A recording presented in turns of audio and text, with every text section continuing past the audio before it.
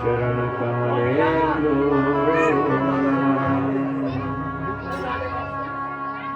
वक्रतुंड महाकाय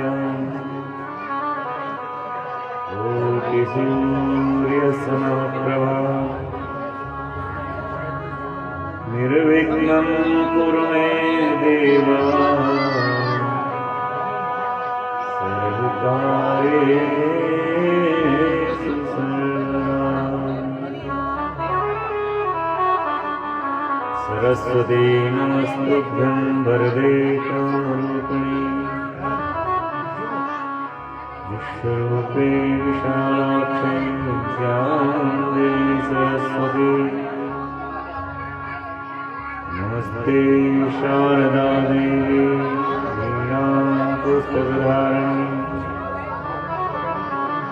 विद्यारम्भ करिष्यामि कृष्णाहो शरणा ध्येयं सदा परिणमग्नमविष्टदोहम् एतस्पदं शिवविरञ्चिनुतं शरण्यम् हत्यार्तिं प्रणतपालभवादिपूतं वन्दे महापुरुषते चरणारविन्दम्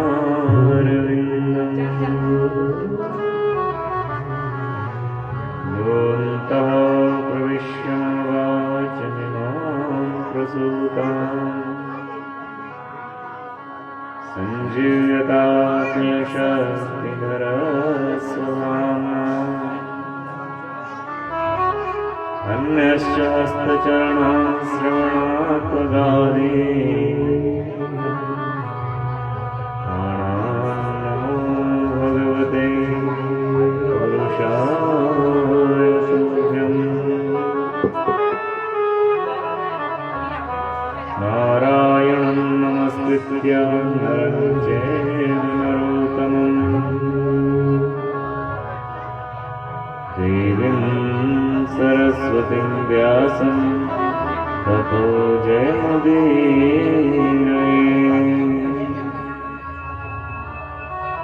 या देवी शिवकेशवादिजननी या वै जगन्मोहिनी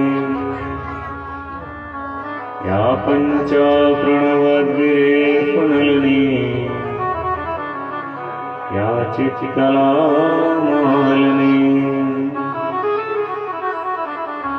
या ब्रह्मादिपिपीलिकान्ततनुषो प्रोता जगत्साक्षिणी सा पायात् परदेवता भगवती श्रीराजराजेश्वरी।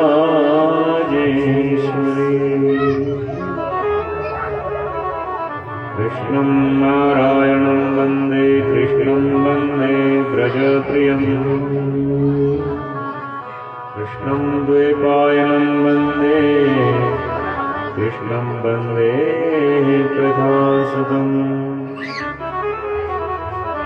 मनोजवं मारुततुल्यवेगं जितेन्द्रियं बुद्धिमतां वरिष्ठम् वातात्मजं वानरयूथमुख्यम् श्रीरामदूतं शरणं प्रपद्ये। अतुलितबलधामं हेमशैलावदेहम् धनुजवनकृशानो ज्ञानिनामग्रगण्यम् सकलगुणनिधानां वानराणां वधीशम् रघुपतिप्रियभक्तं वातजातं नमामि। जय जय जय राधारमण जय जय नवल किशोर चोर प्रभु जय जय माखन चोर। राधा मेरी स्वामिनी मैं राधा को दास, जन्म जन्म मोहे दीजियो श्री वृंदावन को आस। भक्ति भक्त भगवंत गुरु चतुर नाम बहुए, इनके पद वंदन के नाशत वेदनी। गुरुर्ब्रह्मा गुरुर्विष्णु गुरुर्देवो महेश्वरः, गुरु साक्षात् परं ब्रह्म तस्मै श्री गुरुवे नमः। ज्ञानमूलं गुरोर्मूर्तिं पूजामूलं गुरोर्परम्, मंत्रमूलं गुरोर्वाक्यं मोक्षमूलं गुरोर्कृपा। श्री गुरुचरणकमलेभ्यो नमः।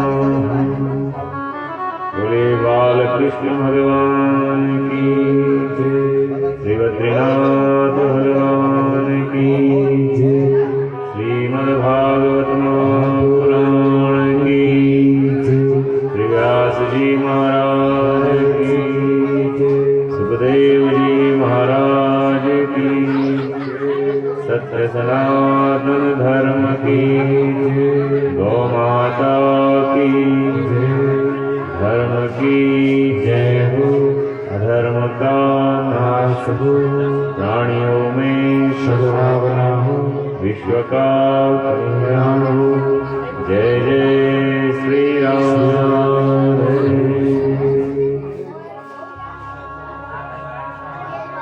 परम मंगल में परत्र कारण कर्मा वर्णालय भक्तवांछित कल्प करो।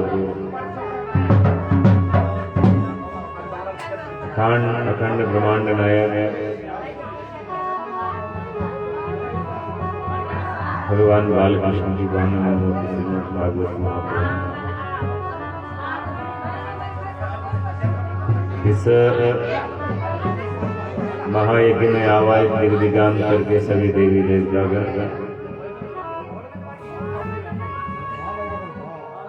इस महायज्ञ को सुसंपन्न करने में अपना सहयोग करने वाले माँ सरस्वती के सभी व्रत इस महायज्ञ के आयोजक श्रीमान हिमानंद गैरोला जी, श्रीमान ओम प्रकाश गैरोला जी, श्रीमान देवेंद्र प्रसाद गैरोला जी, समस्त गैरोला बंधु एवं मुस्लिम मित्रगण,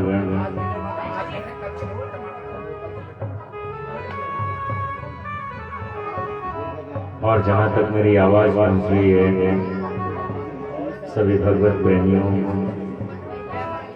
आप सभी की मंगल कामना करते हुए भगवान बालकृष्ण के चरणों में यही प्रार्थना करते हैं, आपका जीवन सुखमय हो, आयु आरोग्यता आपके जीवन में रहे, सुख समृद्धि आपके जीवन में रहे, आपका जीवन स्वस्थ हो, मंगलमय हो। इसी संकल्पना के साथ आज की इस कथा का प्रारंभ करते हैं, कथा में प्रवेश करते हैं। कथा में प्रवेश करने से पहले यहाँ पर जो ये बच्चे खेल रहे हैं, जो शोर कर रहे हैं, आप सभी से निवेदन है आप लोग ध्यान से जो है भगवान संकीर्तन करें और सभी लोग अपने हृदय में भगवान का स्मरण करते हुए, उसका ध्यान करते हुए, क्योंकि नाहं बसामि वैकुंठम योगिनां हृदयेन च मद्भक्त यत्र गायन्ति तत्र तिष्ठामि नारदः। जहाँ मेरे भक्त मेरा स्मरण करते हैं, मेरा कीर्तन करते हैं, मैं वहीं विद्यमान होता हूँ और वास्तव में भगवान का कीर्तन जहाँ हो रहा हो वहीं ईश्वर गोविंद विराजमान होते हैं। और मैंने कई बार आप लोगों को बताया है कि इस कलयुग में केवल एक ही आधार है और वो है भगवत नाम संकीर्तन। तो आइए हम सभी भगवत नाम संकीर्तन में प्रवेश करें। हृदय से भगवान का स्मरण करें, क्योंकि आनंद कंद भगवान जब हृदय में विराजमान होते हैं तभी आनंद आता है। यदि हम इधर उधर की बातों में अपना समय व्यर्थ गंवाएं तो सारा जो जीवन है वो व्यर्थ ही चला जाता है, क्योंकि हमारा जो ये जीवन है ये बहुत ही क्षणिक है, बहुत ही अल्प समय में हमें इस जीवन को जीना है। बहुत छोटा समय है इस जीवन जीने के लिए, और इस छोटे से समय में अगर प्रभु नाम संकीर्तन भी नहीं किया तो फिर जीवन का क्या मतलब। तो आइए राधे राधे गोविंद गोविंद राधे राधे राधे गोविंद गोविंद राधे राधे राधे गोविंद राधे राधे राधे गोविंद गोविंद राधे गोविंद राधे राधे गोपाल राधे गोविंद राधे राधे गोपाल राधे गोविंद राधे राधे गोपाल राधे गोविंद राधे राधे गोपाल राधे राधे राधे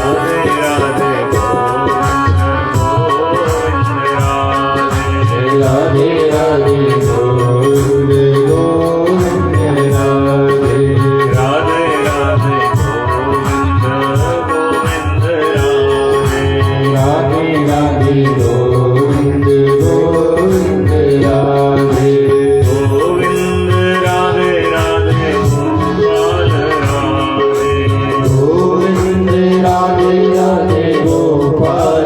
राधे गोविंद राधे राधे गोपाल राधे गोविंद राधे राधे गोपाल राधे राधे राधे गोविंद गोविंद राधे राधे राधे गोविंद गोविंद राधे राधे राधे गोविंद गोविंद राधे राधे राधे गोविंद गोविंद राधे गोविंद राधे गोपाल राधे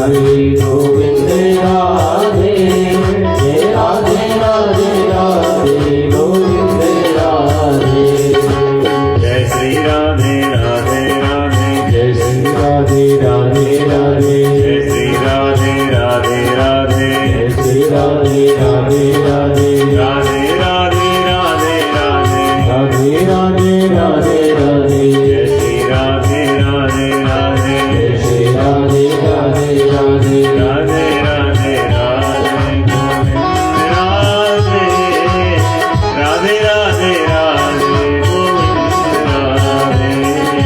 राधे राधे राधे गोविंद राधे राधे राधे राधे गोविंद राधे राधे राधे राधे गोविंद राधे राधे राधे राधे गोविंद राधे राधे राधे राधे गोविंद राधे राधे राधे राधे गोविंद राधे राधे राधे राधे गोविंद राधे हरि बोल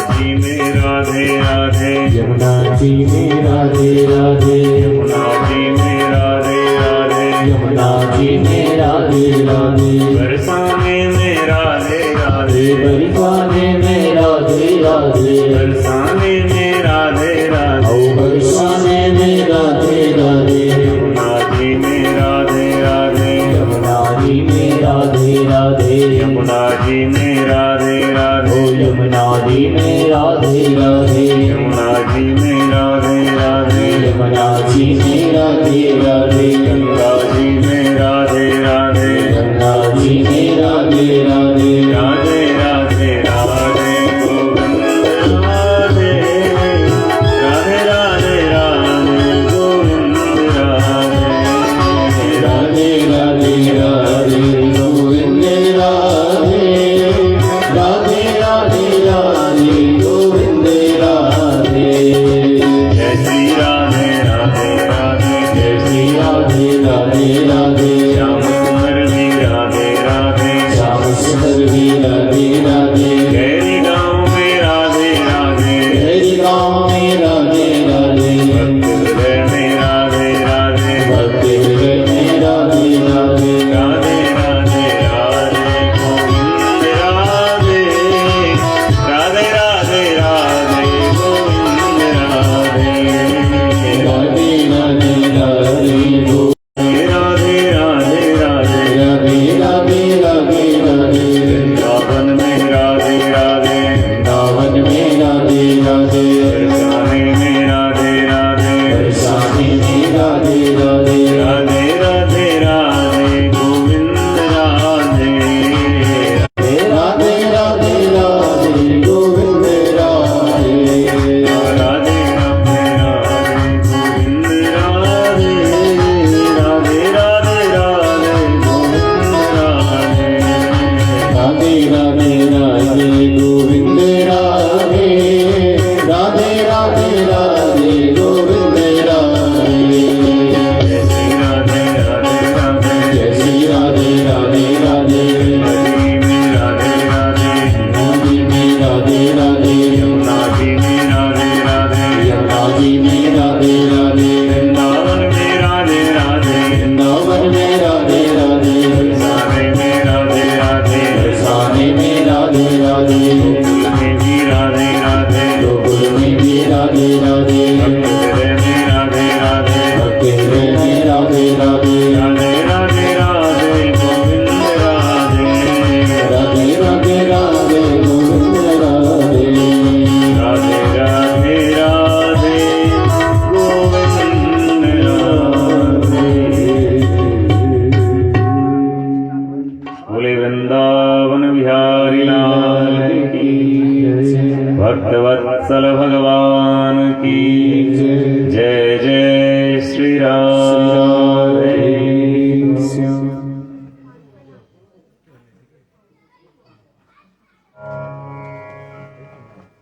के विषय में बताया गया है।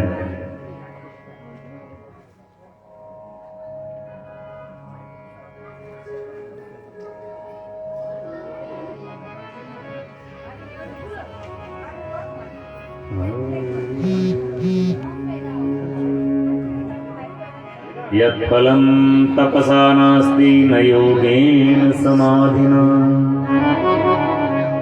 तत्फलं लभ्यते सम्यक् कलोकेशवकीर्तना।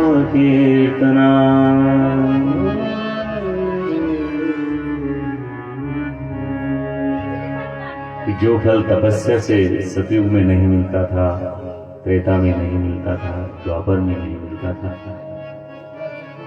वही फल, उससे भी अधिक फल केवल मात्र भागवत सुनने से इस कलयुग में मिलता है। और मैंने आपको पहले भी बताया कि भागवत क्या है। भागवत केवल एक कार्यक्रम ही नहीं है। भागवत जिसमें हम सातों के सातों दिन भगवतमय बन जाते हैं।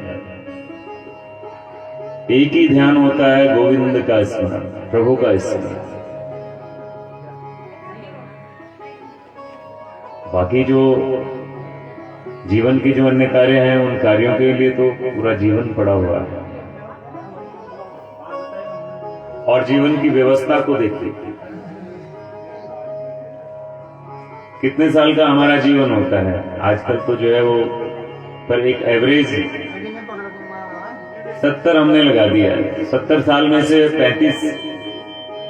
35 साल सोने में ही चले जाते हैं। 35 साल में 20 साल तो इधर उधर की बातों में लग जाते हैं, फिर बच्चे 15 साल, उसमें से 10 साल जो है वो बच्चों की देख रेख, सारा जो है सारा जीवन। भगवान के लिए बचता कितना साल। और इस जीवन में, ये जो मानव जीवन है, मैंने आपको पहले भी बताया है कि इस सृष्टि में 84 लाख योनियां हैं, सारी भोग योनि।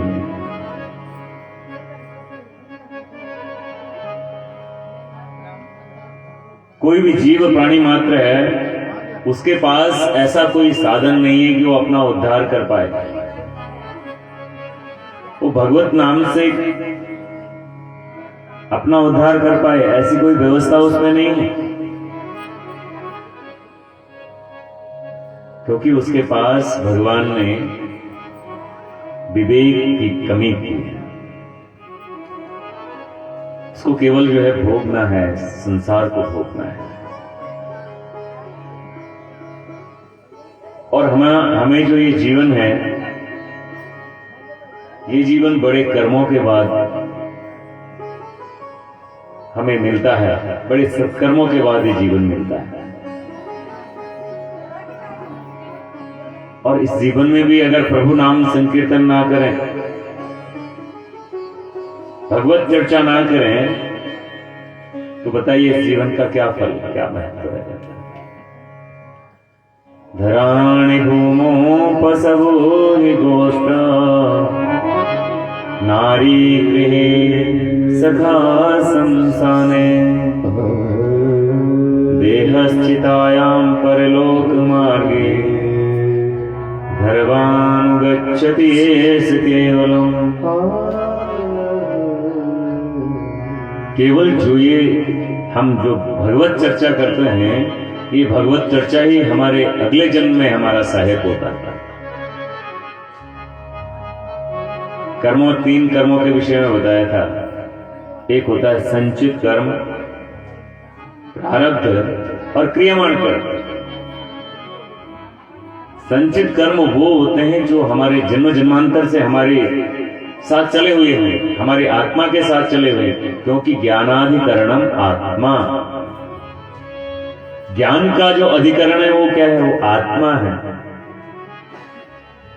और आत्मा क्या है?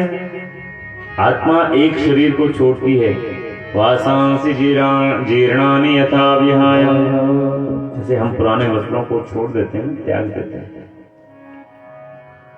वैसे ही ये जो आत्मा है, ये आत्मा पुराने शरीर को छोड़ करके नए शरीर को धारण कर लेती है। लेकिन इस जन्म के जो संस्कार हैं, इस जन्म की जो संस्कारों की जो ग्रंथि है, वो अगले जन्म में भी जाएंगे, जिसको हम भाग्य कहते हैं। कई बार अच्छे लोग होते हैं, लेकिन वो जीवन भर जो है ना किसी दुख में जो है उनका सामना करना पड़ता है। इस जन्म में उन्होंने बहुत अच्छे कार्य किए होंगे, अच्छा कार्य करते हैं, सब कुछ ठीक करते हैं, लेकिन फिर भी जीवन में दुख ही दुख है। क्यों? क्योंकि वो कर्मों की ग्रंथि हमारे साथ चली हुई है। वो कर्मों की ग्रंथि जन्म जन्मांतर तक चली हुई है, उसको कहते हैं संचित कर्म, जो एक जन्म के नहीं कई जन्मों की जो है ग्रंथि हमारे साथ चली हुई है। और प्रारब्ध होता है इस जन्म से पहले का जो हमने किया, पूर्व जन्म, उसका भी हमें फल भोगना पड़ता है। और कर्मों का फल तो भोगना ही पड़ता है। और उन कर्मों के फल को, क्योंकि कल भी महाराज परीक्षित सुखदेव जी महाराज से ये पूछ रहे हैं कि अगर जो हमारे कर्म है, कर्मों की जो ग्रंथि है, उस कर्मों की ग्रंथि को कैसे हम जो है खोलें। जब कर्मों की ग्रंथि खुल जाती है ना धीरे धीरे, तो हमारा जो जीवन है वो मोक्ष की ओर आगे बढ़ता है, धीरे धीरे आगे बढ़ता है। दो मार्ग हैं, एक अधो मार्ग है, निम्न योनि, मनुष्य से फिर जो है धीरे धीरे धीरे धीरे जो है नीचे की ओर जाता है। और एक है धीरे धीरे ये जो जीवन है इसमें उत्कृष्टता आती रहती है, आत्मा में उत्कृष्टता आती रहती है। एक समय ऐसा आता है जब वो देवत्व को प्राप्त हो जाता है, जब उसको मोक्ष प्राप्ति हो जाती है। बोलिए जय श्री कृष्ण। और ये मोक्ष प्राप्ति केवल एक ही मात्र माध्यम है। तस्मात् भारत सर्वात्मा भगवान ईश्वरो हरि श्रोतव्या कीर्तितव्यश्च,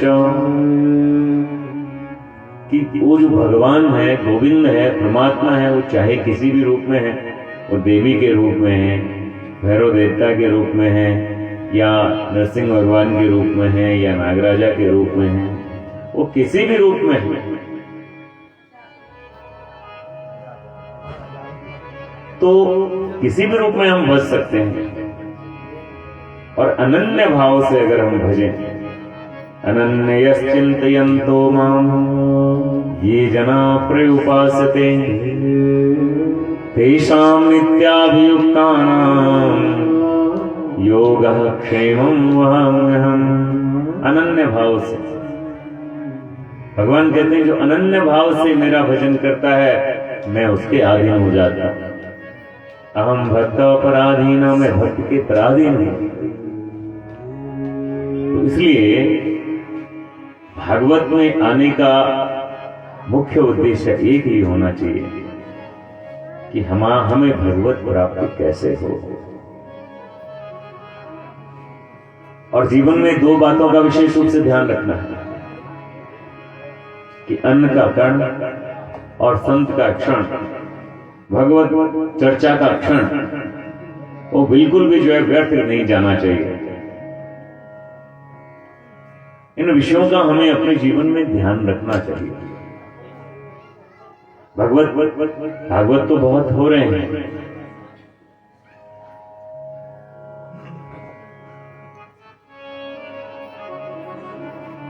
जिन हरि कथा सुनहि नहीं काना, श्रवण रंध्र अहि भवन समाना। जो कान हरि कथा में नहीं लगते हैं, वो कान केवल ऐसे हैं जैसे सर्पों के बिल होते हैं। इसलिए प्रतिक्षण शब्द पता नहीं कब क्या बदल जाए जीवन में। आप लोगों ने रामायण पढ़ा होगा, जितने भी बड़े बड़े महापुरुष हुए हैं, सबका जीवन एक अद्वितीय तरीके से बदला है। वाल्मीकि का जीवन देख लीजिए, उल्टा नाम जपत जग जाना, वाल्मीकि भय ब्रह्म समाना।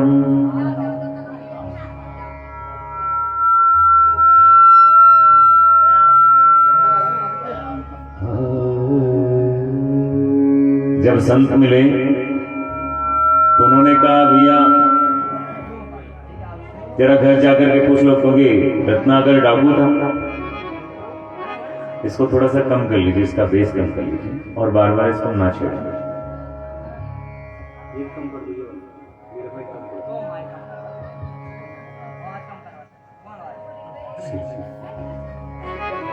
संतों ने पूछा, जब संतों को बंदी बनाया, क्योंकि डाकू था, डाकू का काम होता है किसी को भी लूटना,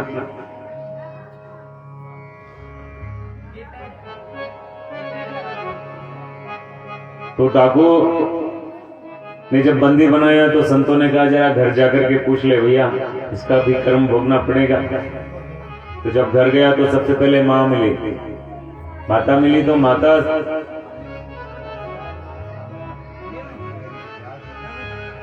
माता ने कहा, माता से पूछा कि हे मां, मैं जो ये कर्म कर रहा हूं, इसका जो फल है ये तो तुम्हें भी भोगना पड़ेगा। मां ने कहा, मैं क्यों भोगूं? तो तेरा कर्म है हमारा पालन पोषण करना, और तू सत्कर्म से कर चाहे दुष्कर्म से कर, लेकिन अगर सत्कर्म करेगा तो उसका फल भी तुझे भोगना पड़ेगा, और दुष्कर्म भी करेगा तो उसका फल तुझे स्वयं भोगना पड़ेगा। पत्नी के पास गया तो पत्नी ने भी यही जवाब दिया। अपने संतानों के पास गया तो उन्होंने भी यही जवाब दिया। आंखें खुल गई, जाकर के संतों के चरणों में गिर गया और कहने लगा, महाराज मुझसे बड़ी गलती हो गई, मुझे क्षमा करें, आपने मेरी आंखें खोल दी, मुझे कोई ऐसा मंत्र दीजिए जिससे कि मैं भगवत प्राप्ति कर सकूं। तो संतों ने कहा, देखो सोचा इसका उद्धार तो अब करना ही है। अब क्या होता है, जैसी आदतें होती हैं या जैसा हमारा कर्म होता है, उस हिसाब से हमारी भाषा भी बन जाती है, हमें वही भाषा समझ में आती है। उन्होंने भी कहा, जीवन भर इसने जो है उल्टे काम किए, मार काट की, इसलिए संतों ने कहा, भाई ज्यादा मंत्र तो तू बोल नहीं सकता, इसलिए तू मरा मरा मरा मरा जपो, और मरा मरा जपते जपते राम राम राम राम राम राम जपते जपते जो है। तुलसीदास जी कहते हैं कि उल्टा नाम जपत जग जाना, वाल्मीकि भाई ब्रह्म समाना। और वाल्मीकि इतना बड़ा विद्वान बना कि जो लौकिक साहित्य का जो पहला ग्रंथ है रामायण, वाल्मीकि रामायण, इसको लिख डाला। और ऐसा नहीं, 24,000 श्लोकों के साथ। श्रीमद् भागवत महापुराण में तो 18,000 श्लोक है।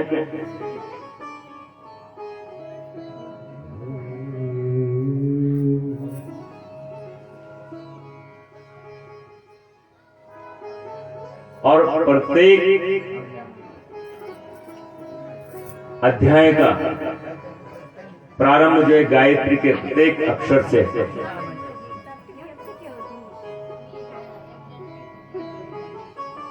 24,000 है तो 24 अक्षरों से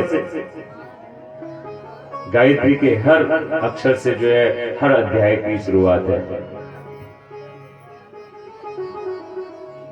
जब प्रभु कृपा होती है तो फिर इस प्रकार से जो निम्न जो गिर गया है वो भी प्रभु कृपा से उठ सकता है। अब ऐसा ना हो, क्योंकि हम यहां पर भागवत कथा सुनने आए हैं, ठीक है, थोड़ी बहुत बातें चलती है, परंतु भागवत पंडाल में बिल्कुल भी इधर उधर की बातें नहीं होनी चाहिए। अब दिल्ली गए और भाड़ी पे का क्या फायदा, ऐसी गप्पे तो घर में भी लगा सकते। इसलिए भागवत पंडाल में जाकर के कहीं यहीं की बात नहीं कर रहा हूं, मैं कहीं की भी बात कर रहा हूं, पता नहीं कौन सा शब्द निकल जाए और जीवन परिवर्तित हो जाए। बोलिए जय श्री कृष्ण। श्री कृष्ण। और भगवान को प्राप्त करने का साधन सबसे पहले बताया है, भागवत के अंदर बताया है कि जितासन जित श्वास जित संग जितेन्द्रिय स्थूलो भगवते रूप मन संधारये धिया। कि आसन को जीतो, आसन मतलब जिस स्थान आसन पर बैठे हैं उस स्थान पर जो है, और मेरा अनुभव है कि अगर हम ध्यान से सुने तो चाहे 6 घंटे बैठ जाओ, एक भी पैर में कहीं भी समस्या नहीं आएगी। समस्या तब आती है जब हमारा ध्यान इधर उधर होता है, लेकिन जब हमारा ध्यान भगवत चर्चा में लग गया तो हम कभी भी जो है हमें समस्या नहीं आएगी। इसीलिए तो जो है श्रीमद् भागवत महापुराण में ये बातें बताई गई है कि कैसे सुनना है, किस प्रकार से सुनना है, क्या इसकी विधि है, किस प्रकार से जो है इसका अनुसरण करना है, इसका मनन कैसे करना है। ये सारी बातें श्रीमद् भागवत महापुराण में बताई गई है। तो जब तक हम भगवत चर्चा के लिए प्रिपेयर करता है, तैयार करता है, प्रारंभिक जो अध्याय है, प्रारंभिक जो दिन होते हैं,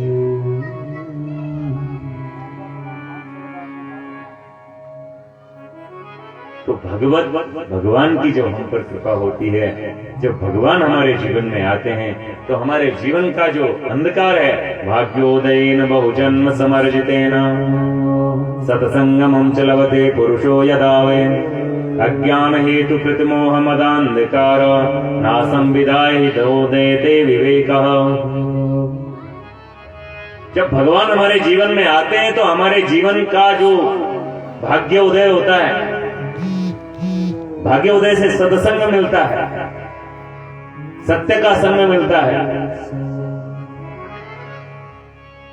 और शंकराचार्य जी ने भी इस बात को स्पष्ट किया है कि अब तो विदो वधुमुखे परिणाम निवासी केचन वदन्ति विबुधात् च बुधा वदन्ति चारक्षयं पदिमृतं गरलं किमर्थं संगे स्वदा भवति वे महिता जनानाम्।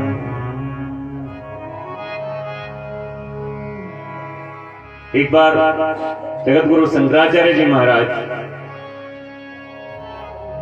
उन्होंने विद्वानों की सभा बुलाई और विद्वानों की सभा में उन्होंने एक ही प्रश्न रखा, बताइए अमृत का वास कहां है? अमृत का वास कहां विद्यमान है? तो अलग अलग विद्वानों ने अपने अलग अलग मत दिए। उन्होंने स्पष्ट कहा, किसी ने कहा अब्दो विदो वधुमुखे, अब्दो कहते हैं समुद्र को, क्योंकि समुद्र मंथन हुआ था, और समुद्र मंथन जब हुआ था तो उस समुद्र मंथन से विष के साथ साथ अमृत भी निकला।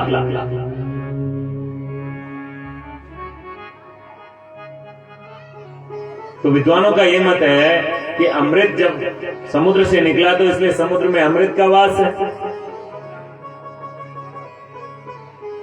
किसी ने कहा अब्दो विदो चंद्रमा में अमृत का वास है,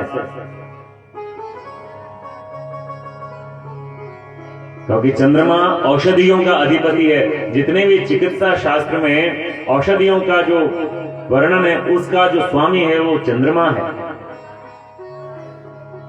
तो किसी ने कहा औषधियों का स्वामी चंद्रमा है, औषधियों से जो है अमृत तो प्राप्त हो सकता है, इसलिए चंद्रमा में अमृत का वास है। किसी ने कहा वधुमुखे नवविवाहिता, वधु के मुख में जो है अमृत का वास है। किसी ने कहा शेषनाग के मुख पर अमृत का वास है। जब शंकराचार्य जी महाराज ने सारे मतों को एकत्र करके पढ़ा, उस पर ध्यान दिया, मनन किया, तो उनकी समझ में बात नहीं आई। उन्होंने अपने गुरु ब्रजानंद जी महाराज को पत्र लिखते हैं और पत्र लिखते हैं कि हे गुरुदेव, मैंने भारतवर्ष के तमाम विद्वानों की सभा बुलाई और उस सभा में मैंने केवल एक ही प्रश्न रखा, वो प्रश्न रखा कि अमृत का वास कहाँ है। लेकिन अलग अलग विद्वानों के अलग अलग मत हैं। कृपया मैं आपसे जानना चाहता हूं कि आज वास्तव में अमृत का वास कहाँ है। अगर हमें अमर बनना है तो हमें क्या करना चाहिए। तो जब गुरुदेव एकदम उसको क्या करते हैं, ऊपर जो पद होता है उसको काट देते हैं और उसका खंडन करते हैं। इच्छारक्षयम पतिमृतम गरलम किमर्थम। भैया अगर जो है अमृत का वास समुद्र में है तो समुद्र कैसा होता है, अमृत कैसा होता है, मीठा होता है। तो क्षारक्षय, क्षार उसका जो पानी है वो तो जो खारा होता है। तो कैसे हो सकता है, नहीं हो सकता है। इसलिए समुद्र में अमृत का वास नहीं हो सकता। और विधो की बात करते हैं, चंद्रमा की बात करते हैं, तो बताइए क्षारक्षय 15 दिन जो है कृष्ण पक्ष के होते हैं, 15 दिन शुक्ल पक्ष के होते हैं। जब शुक्ल पक्ष आता है तो चंद्रमा की कलाएं बढ़ती है, और जब कृष्ण पक्ष का आता है तो उसकी कलाएं धीरे धीरे घटती, यानी कि वो क्षय होता जाता है। तो जब क्षय होना ही है उसमें, जिसने अमृत तो प्राप्त कर लिया है उसका तो क्षय हो तो जो स्थिर है। इसलिए चंद्रमा में अमृत का वास नहीं हो सकता। बधुमुखे, और अगर बधू के मुख में, नवविवाहिता बधू के मुख में अमृत का वास है तो बताइए उसका पति तो अजर अमर रहना चाहिए, वो तो कभी मृत्यु को प्राप्त ही नहीं होना चाहिए। लेकिन हर पल जो है हमें ये चिंता रहती है कि पता नहीं कब क्या हो जाए। इस बात को समझ ही नहीं पाते हैं कि वास्तव में जीवन का जो असली अर्थ है वो क्या है।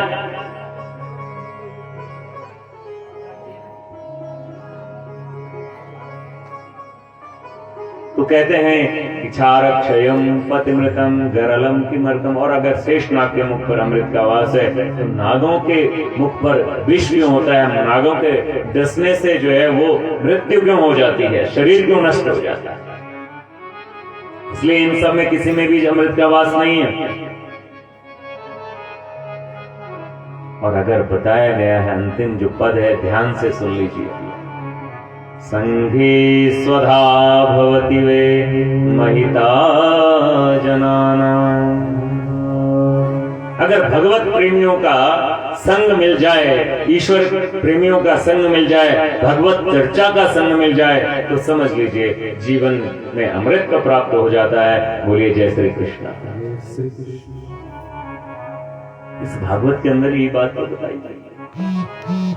और सत्संग में जो है केवल एक ही चर्चा होती है, सत्य कौन है, सत्याव्रतम सत्य परम त्रिसत्यम सत्यस्य योनि नीतम च सत्ये सत्यस्य सत्याव्रत सत्यनेत्राम सत्यात्मकाम त्वाम शरणं प्रपन्नः।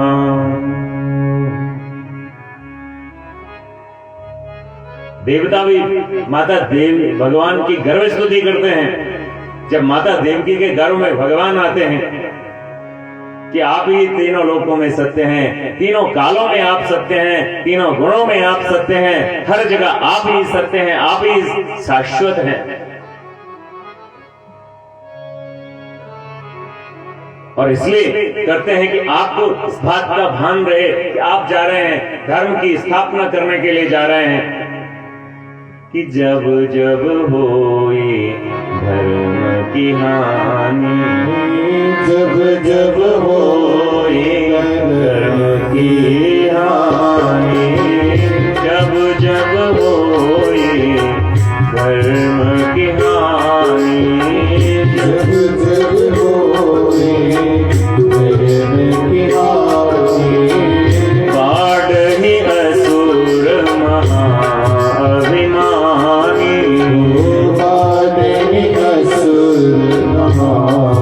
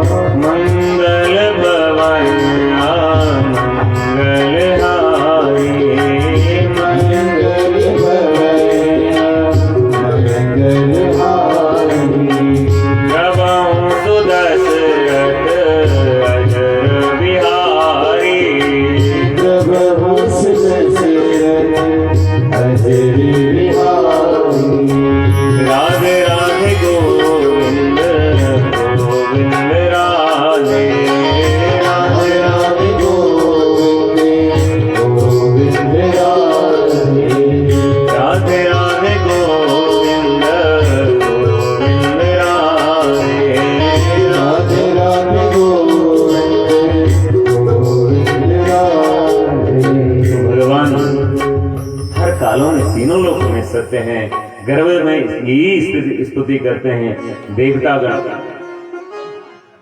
कि प्रभु आप ही सत्य हैं, बाकी तो सारा नाशवान संसार है। और आज भगवान माता देवकी के गर्भ में अवतरित हुए। कल आपने कथा सुनी, झांकी भी देखी, संक्षिप्त बता रहा हूं। प्रभु का आने का कारण ही यही होता है। इस धराधाम पर भगवान इसीलिए अवतरित होते हैं क्योंकि उन्हें धर्म की स्थापना करनी होती है। और कहा गया है कि धर्म न दूसर सत्य समाना, आगम निगम पुराण बखाना। सारे जितने भी वेद, पुराण, उपनिषद, अरण्य ग्रंथ, धर्म ग्रंथ जितने भी हैं, उन सब ने एक ही बात कही है कि धर्म, सत्य से बढ़कर कोई भी धर्म नहीं है। और सत्य कौन है? वो परब्रह्म परमात्मा है। और जब जीवन में सत्य आ जाता है तो समझ लीजिए जीवन में अमृत आ जाता है। बोलिए जय श्री कृष्ण। माता देवकी के गर्भ में अवतरित हुए 8वें गर्भ के रूप में, और माता देवकी के समक्ष चतुर्भुज रूप में भगवान खड़े हो जाते हैं।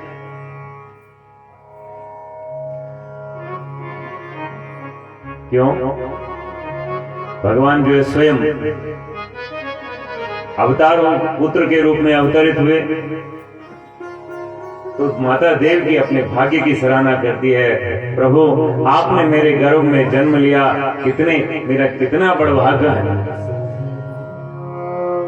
मैं कितनी भाग्यशाली हूं कि आप स्वयं मेरे पुत्र के रूप में जन्म लिया। कहते माँ ये आपके तो शुभ कर्म है, क्योंकि पिछले जन्म में आप प्रसन्न गंधर्व थे, आपने मेरी उपासना की और आपने मुझसे केवल एक ही वर मांगा कि आप हमें पुत्र के रूप में, आप जैसा हमें पुत्र मिले। अब भैया मेरे जैसे तो मई स्वराट, क्योंकि मैं अपने आप में विद्यमान हूं, मेरा जैसा कोई भी नहीं है, इसलिए मुझे ही अवतार लेना पड़ा। माता देवकी के निवेदन पर भगवान बालक बन जाते हैं। कीजे शिशु लीला अति प्रिय शीला, यह सुख परम अनुपा। आप शिशु बन जाइए। और माँ के आग्रह पर भगवान शिशु बनते हैं। अब वसुदेव जी को चिंता होने लगी कि इस बालक को तो अब, क्योंकि माया का जब प्रभाव होता है तो हमारे मन में चिंता, राग, द्वेष, ये सारी चीजें हृदय में उत्पन्न हो जाती है। वसुदेव जी के मन में चिंता होने लगी। भगवान ने कहा देखो चिंता मत करो, क्योंकि भगवान तो पूरी व्यवस्था करके आए थे। योग माया को वहां गोकुल में जन्म दिला दिया। योग माया को कह दिया जाओ गोकुल में जाओ, मैं आ रहा हूं, तुम्हें भी जन्म लेना है। और भगवान जब आते हैं तो माया भी भगवान की आती है। बोलिए जय श्री कृष्ण। एक बात ध्यान देने की कि जब भगवान मथुरा में अवतरित होते हैं तो उस समय जितने भी द्वारपाल होते हैं, जितने भी पहरेदार होते हैं, सब बिल्कुल एकदम निद्रावस्था में पड़ जाते हैं। योग बिल्कुल एकदम शांति, कहीं भी कोई जो शोरगुल नहीं, सब शांत पड़े हुए हैं।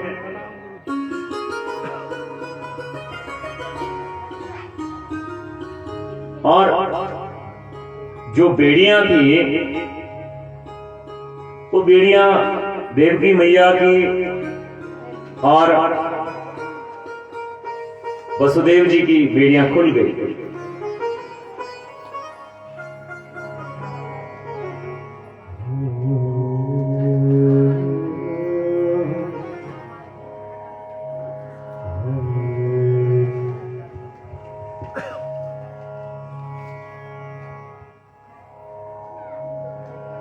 बेड़ियां खुल गई। जब भगवान हमारे जीवन में आते हैं तो जितने भी ये जो बंधन होते हैं, इसका तात्पर्य ही यही है कि जब गोविंद हमारे जीवन में आते हैं तो जो इतनी ये मोह माया के जो बंधन है, ये सारे बंधन जो है अपने आप खुल जाते हैं। क्योंकि ये जो जीवन है, ये हमारा जो मन है, इतना बंधनों से बंधा हुआ है कि बस बनते बनते ऐसा बन जाता है कि खुलने का नाम ही नहीं लेता है। लेकिन इस बंधन से मुक्त होने का एकमात्र साधन है प्रभु की प्राप्ति, गोविंद की प्राप्ति। बंधन खुल गए। भगवान ने कहा मुझे गोकुल ले जाओ। वसुदेव जी महाराज एक सूप लेते हैं, उस पर भगवान को बिठाते हैं, गोकुल के लिए प्रस्थान करते हैं। मार्ग में बहुत बड़ी नदी है, यमुना नदी थी, और कहते हैं कि जो कालिंदी है, कालिंदी भी कहते हैं यमुना मैया को, कालिंदी भगवान की पत्नी है। भाद्रपद कृष्ण पक्ष की अष्टमी तिथि, भयंकर बारिश हो रही है, मेंढक टरटरा रहे हैं, सांप घूम रहे हैं। वसुदेव जी की समझ में नहीं आया कैसे पार करें। जैसे जैसे नदी में प्रवेश किया, नदी का उफान भयंकर। भगवान ने देखा कि आज हमारी प्रियतमा हमें मिलने के लिए आ रही है, और यहां दाढ़ी तक पहुंच गई। भगवान ने देखा कि अब तो पिताजी भी जो है अपनी हिम्मत हार जाएंगे। भगवान ने सूप से पैर निकाला, स्पर्श किया, क्योंकि यमुना मैया अपने पति भगवान का चरण स्पर्श करने के लिए बड़ी आतुर थी। भगवान ने पैर निकाला, स्पर्श किया, पानी ऊपर का पानी ऊपर रह गया, नीचे का पानी नीचे रह गया, और यमुना जी ने भगवान वसुदेव जी महाराज को भगवान को ले जाने के लिए रास्ता दे दिया। उधर गए, उधर भी योग माया, गोकुल में गए, गोकुल में भी योग माया के प्रभाव से पूरी तरह से सब शांत, बिल्कुल सन्नाटा, किसी को कोई पता नहीं। यशोदा नंदालय में गए, वहां पर सब बेसुध सोए हुए। वसुदेव जी चुपके से गए, योग माया जन्म ले चुकी थी, भगवान को वहां रखा, इधर योग माया को उठाया, वापस मथुरा में आए। और जब मथुरा में आए, जैसे ही कारागार के अंदर प्रवेश किया, वैसे ही जो बेड़ियां थी वो बेड़ियां फिर बंद गई। ऐसे जैसे थे हथकड़ियां, बेड़ियां फिर बंद गई। और जैसे ही योग माया ने कारागार में प्रवेश किया, उआ करके रोने लगी। जैसे ही रोने लगी, सारे जितने भी पहरेदार थे सबकी नींद खुल गई, मूर्छा खुल गई। तुरंत कंस को आदेश दे दिया कि देवकी का आठवें गर्भ में जन्म ले लिया। कंस तो सोया ही नहीं था, लेकिन योग माया से वो भी सो रखा था। कंस की भी निद्रा जागृत हुई, दौड़ता हुआ कारागार में आया, जेल में आया, और तुरंत देवकी से जो योग माया थी, जगत जननी योग माया, उसको छीना। देखा ये तो बालिका है। और भगवान के प्रभाव से कंस, सुखदेव जी महाराज राजा परीक्षित को कहते हैं कि राजन, कुछ देर के लिए कंस के मन में भी विवेक उत्पन्न हो गया। सोचा ये तो बालिका है, इसको मार करके क्या फायदा। लेकिन मैंने कल भी कहा था, अगर सचिव सही नहीं है तो पाप कर्म की ओर धकेलते रहते हैं। सचिवों ने कहा देखो क्या कर रहे हो महाराज, अरे ये अगर तुम्हें नहीं मारेगी, क्या पता इसका पुत्र तुम्हें मार सकता है। बात तो हृदय में उतर गई, और देवकी से उस योग माया को छीना। घुमाते घुमाते पृथ्वी पर पटकना चाहा, और जैसे ही पटकना चाहा, हाथ से छूट करके जगत जननी जगदम्बा प्रकट हो गई और कहने लगी कि किम मया हतया मंदा जाता खलु तवांतकृ यत्र क्वावा पूर्व शत्रुर माहिंसी कृपणात् वृथा।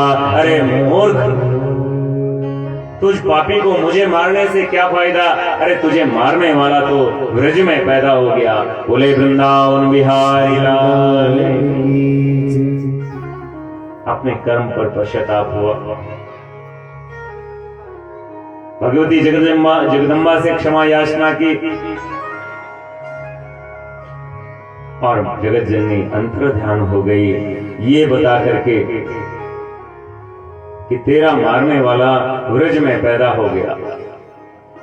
अब तो और भी टेंशन कंस, अब तो और भी समस्या। अब इतना 84 कोस ब्रजमंडल है, अब कहां कहां ढूंढे, इतने बालक पैदा हो रखे हैं, कहां कहां ढूंढे। सुखदेव जी कह रहे हैं, देखिए महाराज परीक्षित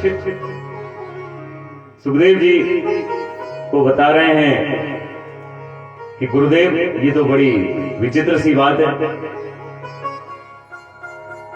ये कौन सी बात है, जब भगवान आए तो सारी बेड़ियां छूट गई, और जब योग माया आई तो सारे फिर बंधन में बंध गए। तो सुखदेव जी यही बात कर रहे हैं कि हे राजन, हे राज ऋषि, इस शब्द का प्रयोग करते हैं, इस प्रकार से संबोधन करते हैं राज ऋषि,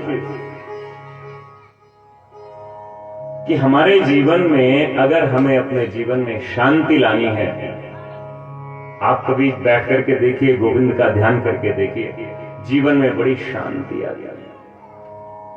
कर्म भी करना पड़ता है क्योंकि ये कर्म प्रधान जीवन है।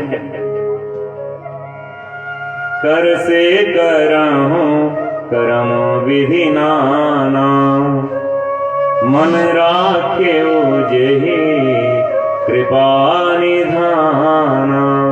भक्ति में कहीं भी कोई प्रतिबंधन नहीं है, आप कैसे भी भक्ति कर सकती हैं। झाड़ू लगाते हुए मन में जो इस भगवान का स्मरण करना है,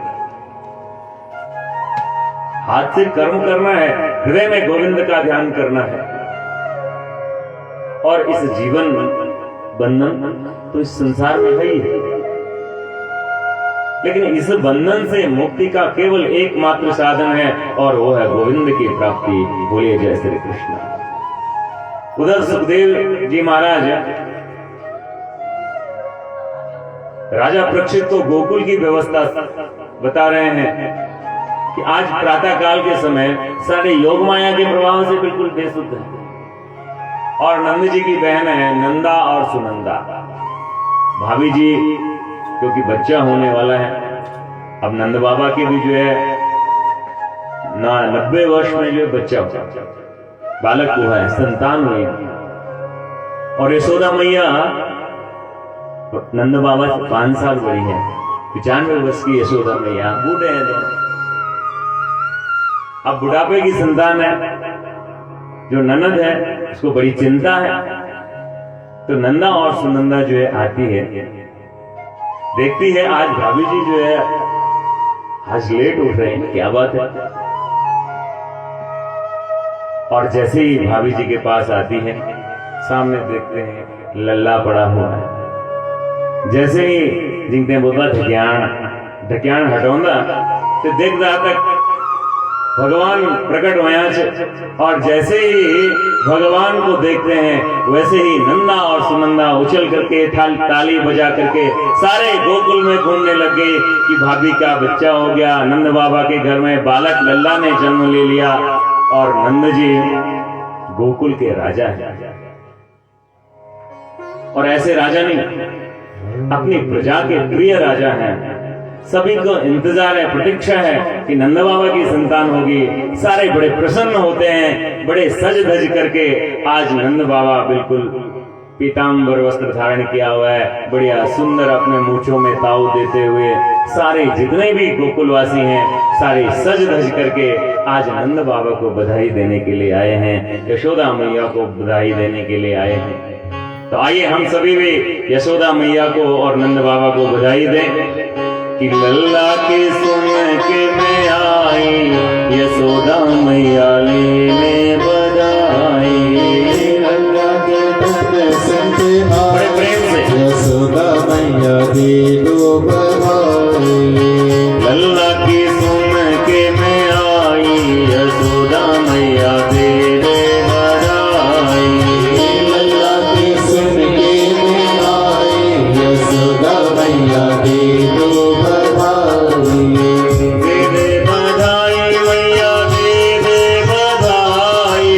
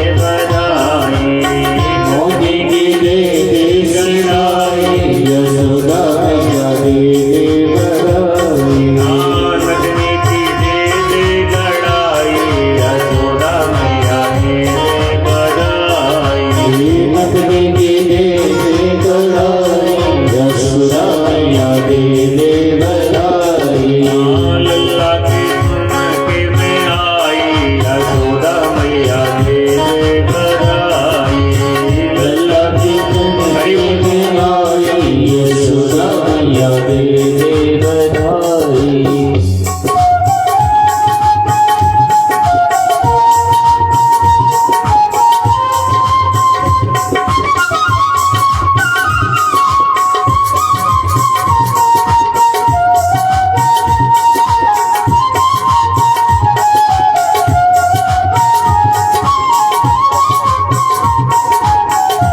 सभी लोग बड़े प्रेम से यशोदा मैया को बधाई दे रहे हैं, नंद बाबा को बधाई दे रहे हैं, भर भर के हार उपहार लेकर के आ रहे हैं और यशोदा मैया से बधाई ले रहे हैं।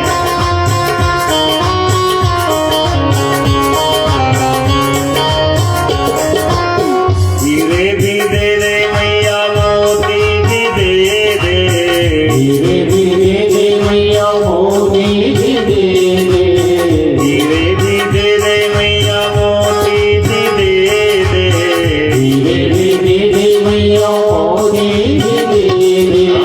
कंधे की से गड़ाई यशोदा मैया दे दे बधाई, कंधे की दे दे गलाई, यशोदा मैया दे दो बधाई।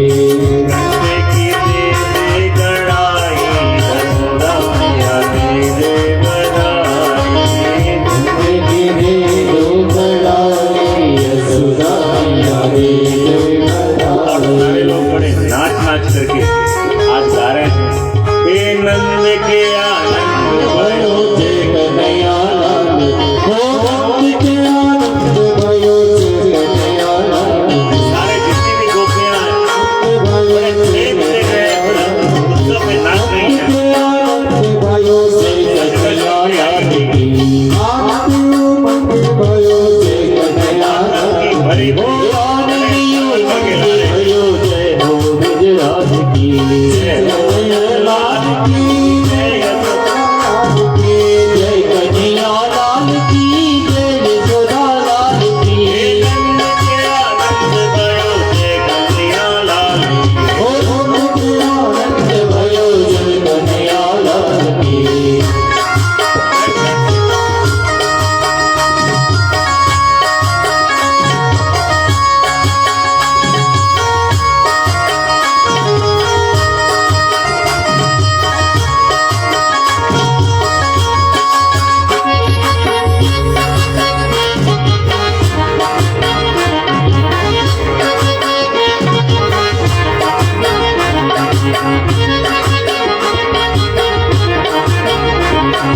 हाथी घोड़ा पालकी जय कन्हैया लाल की, हाथी घोड़ा पालकी जय कन्हैया लाल की, हाथी घोड़ा पालकी जय कन्हैया लाल की, हाथी घोड़ा पालकी जय कन्हैया लाल की। ओ नंदियो मंग भयो जय कन्हैया लाल की, ओ नंदियो मंग भयो जय हो नंद लाल की, ओ नंद के आनंद भयो जय हे आनंदियो मंग भयो जय हो नंद लाल की, आनंदियो मंग भयो जय कन्हैया लाल की, आनंदियो मंग भयो जय हो नंद लाल की। जय हरि बोल।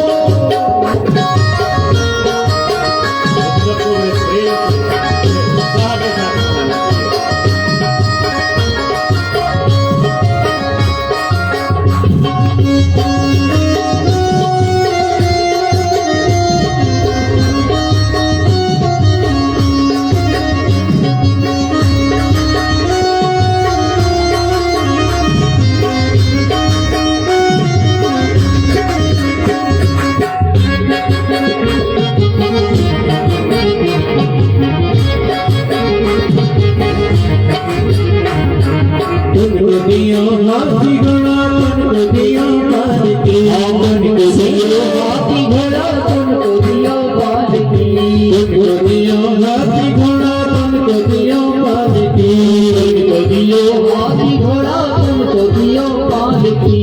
जवन को हाथी घोड़ा लूटन को बाल की, लूटन को हाथी घोड़ा लूटन को बाल की। आनंदियो मंद भयो जय कन्हैया लाल की, हो आनंदियो आनंद भयो जय मोहन लाल की नंद के आनंद भयो जय कन्हैया लाल की नंद के आनंद भयो जय कन्हैया लाल की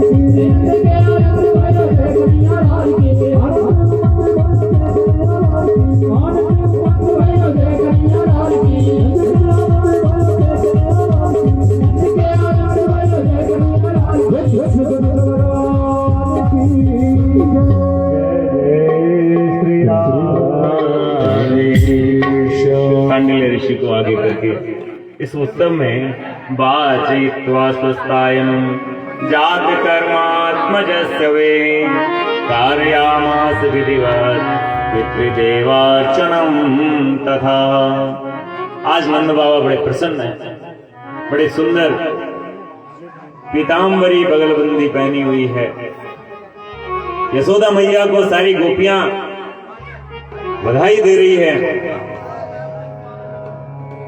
और सुखदेव जी महाराज वर्णन कर रहे हैं कि गोपी गोप्या समिष्ट मणिकुंडल निष्कंठ्यास चित्रांबरा पतिशिका च्युतमाल्य वर्षा नंदालयं सबलया व्रजतीर्णेयो व्यालोल कुंडल पयो उद्धर हार शोभा।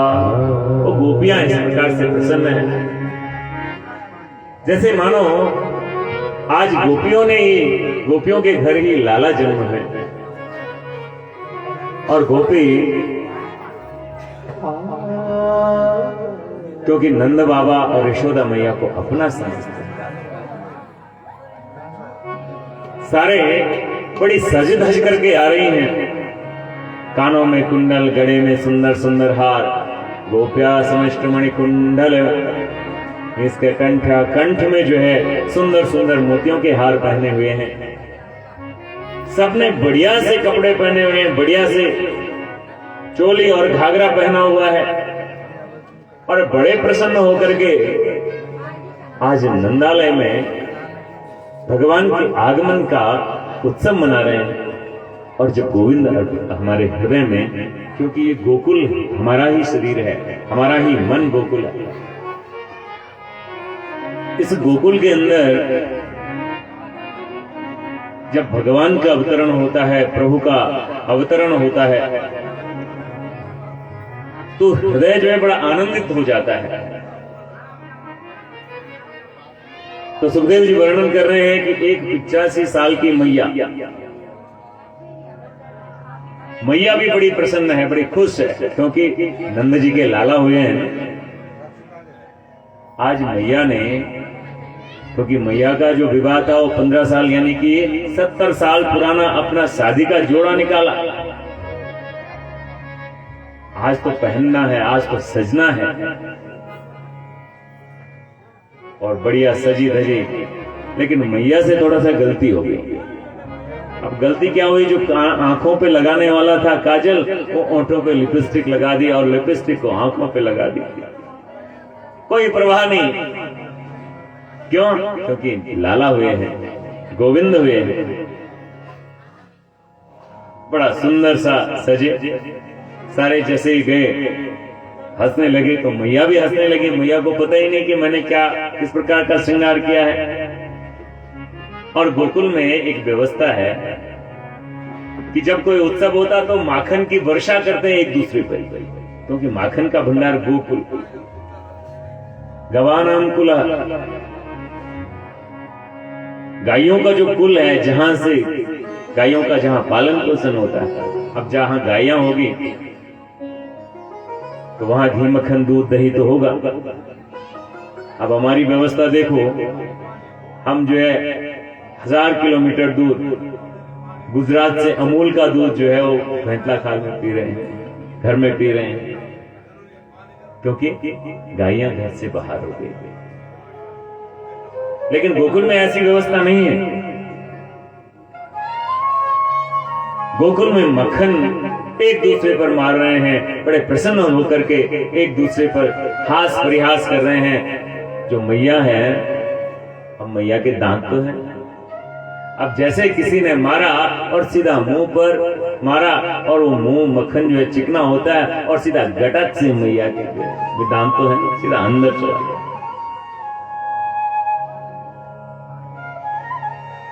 तो इस प्रकार से सुखदेव जी कह रहे हैं कि पूरे 6 महीने तक जो गोपियां हैं, जो गोकुल वाले हैं, गोकुल गोलवाल हैं, उन्होंने नंद नंदन भगवान के आगमन पर पूरे 6 महीने तक उत्सव मनाया। एक दिन नंद बाबा ने देखा कि रोहिणी जी बलराम जी को, क्योंकि बलराम जी तो रोहिणी मैया के गर्भ से अवतरित हुए, देवकी मैया के 7वें गर्भ के रूप में शेष जी अवतरित हुए थे, और उधर योग माया के द्वारा स्वयं बलराम जी रोहिणी मैया के गर्भ से अवतरित हुए। अब रोहिणी मैया के जो पति हैं वसुदेव जी जेल में हैं, क्योंकि 8 पत्नियां थी वसुदेव जी की, उसमें रोहिणी भी थी। रोहिणी नंद बाबा के घर रहती थी, खिड़की से देख रही थी, क्योंकि पति घर में नहीं है, तो थोड़ा सा हमारी भारतीय संस्कृति में जो पत्नियां हैं वो अपने पति की का बड़ा चिंतन करती है, का बड़ा सम्मान करती है। तो खिड़की से देख रही थी तो सुखदेव जी वर्णन कर रहे हैं कि रोहिणी चा महाभागे नंद गोपाभिनंदिता व्याचरद दिव्यवासश्च कुंठाभरण भूषिता। नंदनी ने देखा बड़े प्रसन्न चित्त होकर के, लेकिन प्रसन्न भी है मन, उदास भी है। प्रसन्न इसलिए है कि लाला जन्म लिए हैं और उदास इसलिए हैं कि वसुदेव जी जेल में। नंद बाबा ने यशोदा मैया को बोला, जाओ उनको भी लेके आओ। मैया ने कहा, रहने दो, कोई बात नहीं। अरे भैया लाला हुए हैं, बहुत दिनों बाद लाला हुए हैं, इसलिए प्रसन्न चित्त होकर के रोहिणी मैया को उत्सव में लाते हैं। और सुखदेव जी कहते हैं कि नंद बाबा ने लाला के जन्म पर इतने तिल दान किए, गायियां 1 लाख गायियां दान की। आज 6 महीने हो गए।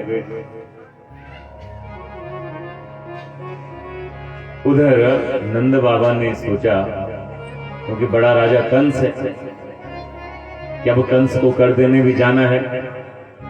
नंद बाबा ने सारे जितने भी गोकुलवासी हैं उनको बोला, भैया तुम लोग उत्सव मनाओ, क्योंकि नंद बाबा बड़े प्रेम से, बड़े ढोल धमाके के साथ उत्सव मनाते हैं। कोई ऐसे चुपचाप उत्सव नहीं मनाते, बड़े प्रचार करके उत्सव मनाते हैं। तो आज नंद बाबा ने कहा, आप लोग उत्सव मनाइए, मुझे तो जरा जो है कर देने जाना है। नंद बाबा कर देने गए। उधर कंस की आपातकालीन बैठक हो गई, क्योंकि योग माया ने कहा था कि तेरा मारने वाला ब्रज में पैदा हो गया, अब उसे भी ढूंढना है। इसलिए कंस ने एक आपातकालीन बैठक बुलाई अपनी राज्यसभा में।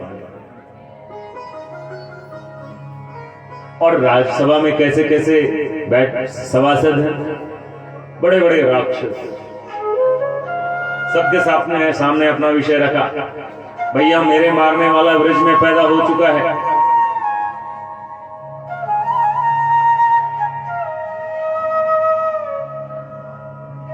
और अब उसे ढूंढना तो पड़ेगा। तो एक भयंकर राक्षसी जिसका नाम है पूतना, उसने कहा, हमारा चिंता क्यों करते हो? जब तक मैं जिंदा हूं तब तक आपको कौन मार सकता? कंस ने कहा, कभी अपना चेहरा देखा? अरे तुम वहां जाओगे तो तुम्हें तो तुरंत पहचान लेंगे।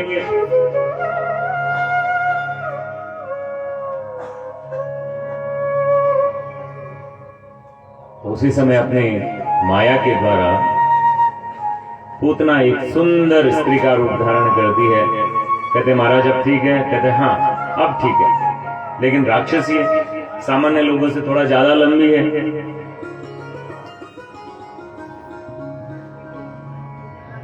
कंस ने पूतना को भगवान को मारने के लिए भेज दिया। इधर गोकुलवासी भगवान के आगमन का आनंद ले रहे हैं और पूतना भी बीन बजाते हुए गोकुल के अंदर प्रवेश करती है, सारे ब्रजमंडल में ढूंढती है। सारे जितने भी बालक हैं ब्रजमंडल के, सबको मारना शुरू कर देती है।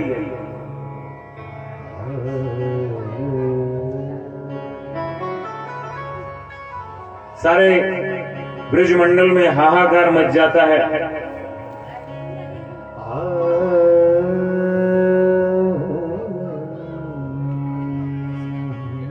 और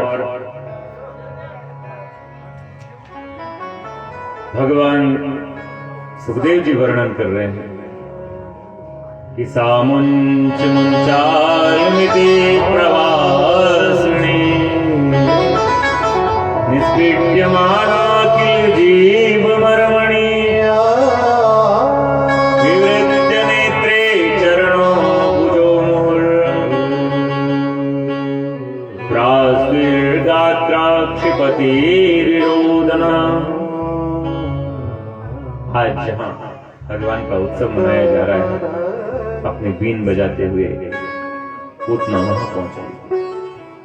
अब ये पूतना कौन है? देखिए, ये हमारे व्यवहारिक जीवन में, क्योंकि श्रीमद् भागवत महापुराण व्यवहारिक जीवन का एक बहुत बड़ा दर्शन है। षड दर्शनों का समावेश इस श्रीमद् भागवत महापुराण में। पूतना कौन है? पूतना हमारे जीवन की जो अविद्या है, 10 महाविद्याएं हैं ना, लेकिन पूतना हमारे जीवन की अविद्या है जो हमें सत्कार्य नहीं करने देती। हमारे अंदर अज्ञान उत्पन्न, हमारे अंदर राग, द्वेष, मत्सर, अहंकार इत्यादि, ये सब अविद्याएं हैं। अविद्याओं के कारण इनका जन्म होता है।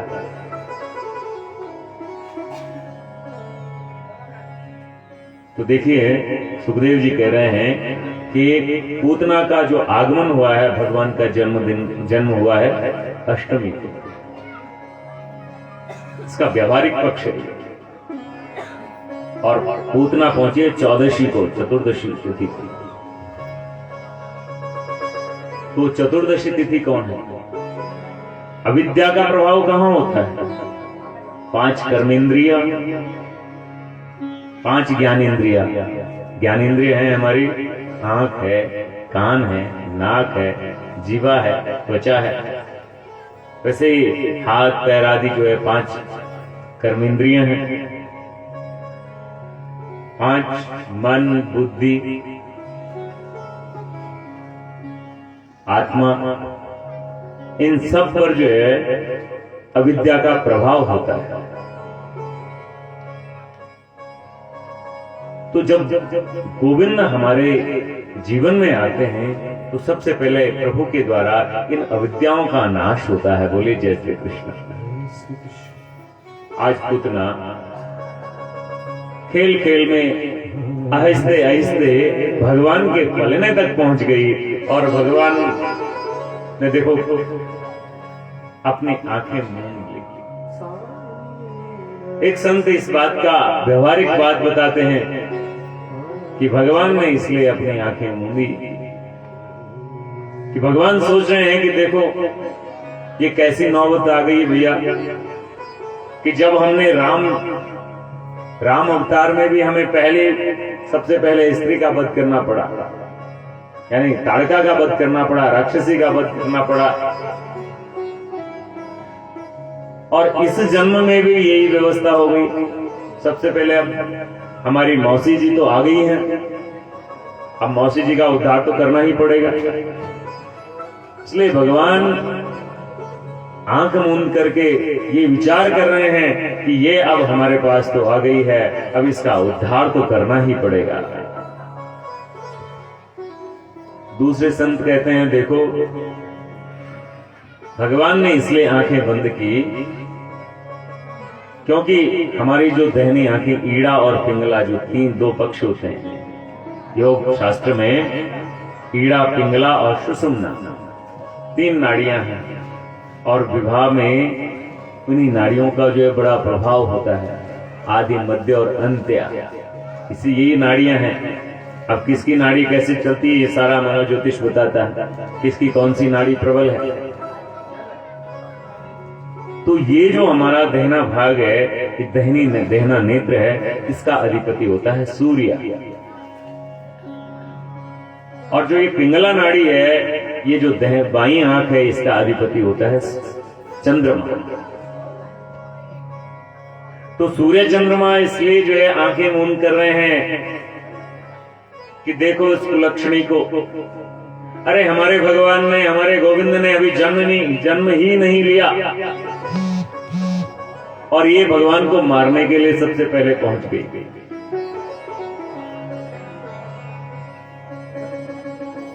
तो इस प्रकार से दूसरे संत इसका अर्थ लगा रहे हैं कि भगवान इसलिए आंख बंद कर रहे हैं कि भगवान कह रहे हैं देखो भैया हम तो अभी छोटे हैं, हमारे अंदर तो अभी, क्योंकि सांसारिक लौकिक जीवन में आए हैं, सांसारिक जीवन में आए हैं, इसका पालन भी करना बहुत जरूरी है। अगर इसका पालन ना हो तो फिर मर्यादा का हनन होता है। इसलिए भगवान शंकर का ध्यान कर रहे हैं कि हे शंकर भगवान, आपने समुद्र से निकला हुआ जो हलाहल विष था, उस हलाहल विष को जन कल्याण के लिए अपने कंठ में धारण कर लिया था। अब भैया हम तो अभी बच्चे हैं, इसलिए आप हमारे हृदय में बैठ जाओ, क्योंकि ये कुलक्षणी, ये राक्षसी अब जहर पिलाने वाली है, इसलिए उस जहर को आप धारण करें जो भी है। और सुखदेव जी बड़ा सुंदर वर्णन कर रहे हैं कि जैसे ही पलना के पास पहुंचे, गोपियां बड़ी सीधी सादी हैं, गोपियां बड़ी भोली भाली है, सोच रही है कोई ब्रजमंडल की कोई गोपी होगी। और जैसे ही सारी गोपियां इधर उधर कहीं काम में लग गई, उसने मौका देखा, भगवान को अपनी गोदी में उठाया और भगवान को अपने दूध में जहर पिलाने लगी, दूध पिलाने लगी भगवान को। और भगवान ने दूध पिया और जहर को स्वयं भगवान शंकर का आह्वान भगवान ने किया, उस जहर को स्वयं भगवान शंकर ने ग्रहण कर लिया। और धीरे धीरे धीरे भगवान जोर जोर से दूध पीने लगे और भगवान ने पूतना की सारी इंद्रियों को आकृष्ट कर लिया, अपनी ओर खींच लिया और जो प्राण वायु थी पूरी तरह से अपनी ओर खींच ली। पूतना कहने लगी, अरे कान्हा मुझे छोड़ दे, मुझे छोड़ दे। भगवान ने कहा, अब तो कौसी जी जो हमारे पास आता है भैया उसको तो हम छोड़ते नहीं, उसका तो उद्धार करके ही छोड़ते हैं। आज तो तुम्हारा उद्धार करना है। 14 दिन का बालक गोविंद जब सुना तो पूतना भी हैरान हो गई, छोड़ दे छोड़ दे छोड़ दे। और जब पूरी तरह से भगवान ने उसके प्राणों को अपनी ओर आकृष्ट कर लिया तो उसका जो वास्तविक विकराल स्वरूप था, उस विकराल स्वरूप में आ गई। भगवान ने उसके प्राण पखेरु अपनी ओर आकृष्ट कर लिए और धीरे धीरे जो पूतना थी उसके प्राण पखेरु उड़ गए। बोले जय श्री कृष्ण, श्री कृष्ण। और सुखदेव जी वर्णन कर रहे हैं कि अहो बकीयम स्तन काल, टुकड़े टुकड़े करके उसको जला दिया। और एक अद्भुत बात हुई कि जब उसकी चिता जल रही थी, उस चिता की जब उसके धुआं उठ रहा था तो उससे दुर्गंध नहीं बल्कि एक बहुत सुंदर सुगंध आ रही थी। तो परीक्षित कह रहे हैं, महाराज ये कैसी व्यवस्था? अरे गोविंद ने इसका उद्धार किया है, प्रभु ने इसका उद्धार किया है। और आज वही गति भगवान ने उस पूतना राक्षसी को दे दी जो गति माता यशोदा को दी। बोलिए जय श्री कृष्ण। क्योंकि भगवान के पास जब हम चले जाते हैं, गोविंद की शरण में चले जाते हैं, तो कहते हैं कि ये मानवा पाप कृतस्तु सर्वदा सदा दुराचार रता विमार्गा क्रोधाभिदग्ना कुटिलश्च कामिना सप्ताह यज्ञेन कलो पुनन्ति ते। जिसने अपने जीवन में अगर पाप भी किया, किसी ने जाने अनजाने में अगर कोई अत्याचार भी किया हो, लेकिन अगर प्रायश्चित करता है और भगवान की शरण में जाता है, अपनी गलती को स्वीकार करता है, तो भगवान उसका भी उद्धार कर देते हैं। बोलिए जय श्री कृष्ण। आज स्वयं भगवान राक्षसी पूतना का उद्धार कर दिया। और मैंने बताया था ये पूतना क्या है? अविद्या है। अज्ञान है हमारे जीवन का। और जब गोविंद का हमारे जीवन में प्रवेश होता है, हमारी आत्मा में गोविंद का जब प्रवेश होता है, तो हमारे जीवन का जो अंधकार होता है, अज्ञान होता है, वो धीरे धीरे नष्ट हो जाता है। बोले जय श्री कृष्ण। आज भगवान ने वही गति पूतना को दी जो माता यशोदा को दी। कितने दयालु हैं मेरे गोविंद। उधर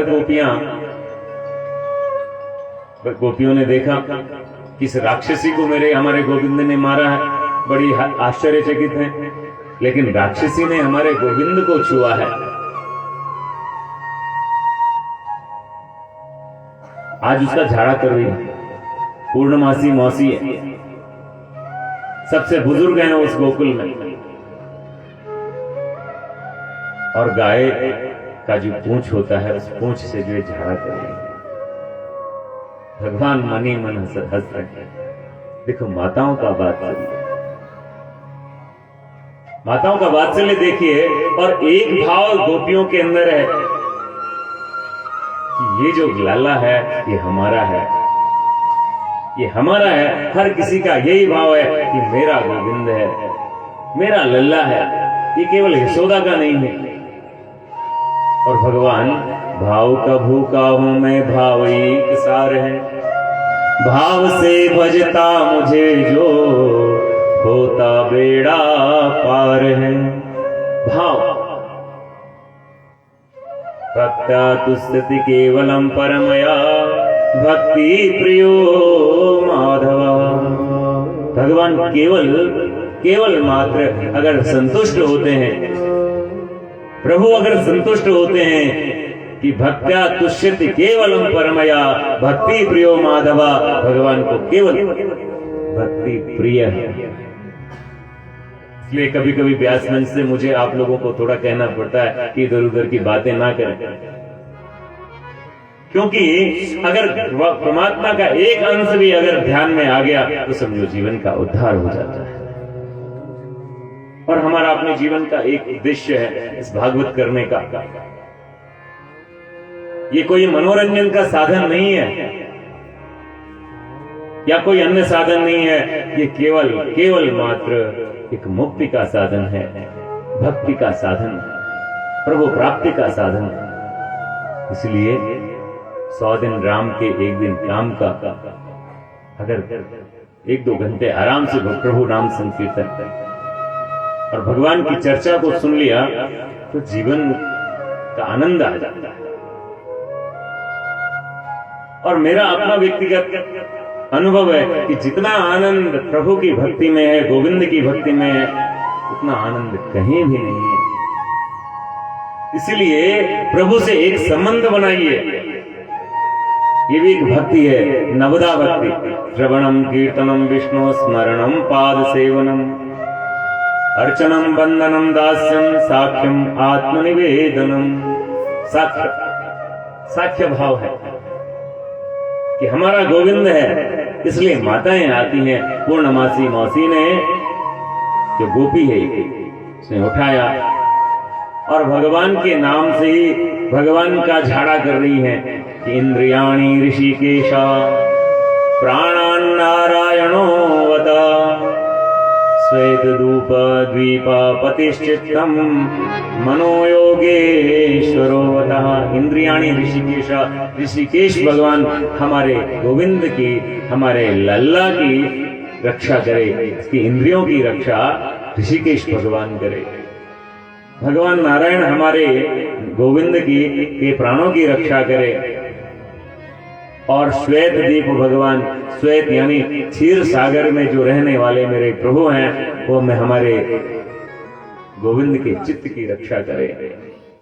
हमारे गोविंद के मन की रक्षा योगेश्वर भगवान करे। क्रीडन्तु पातु गोविंदा सैनम पातु माधव।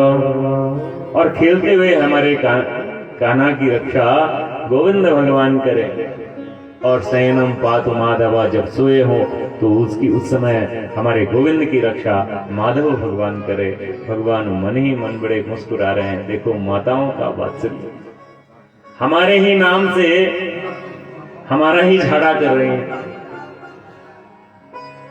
तो इस प्रकार से प्रेम से प्रकट होई मैं जाना, हरि व्यापक सर्वत्र समाना। हरि व्यापक सर्वत्र समाना। हरि व्यापक सर्वत्र समाना। हरि व्यापक सर्वत्र समाना।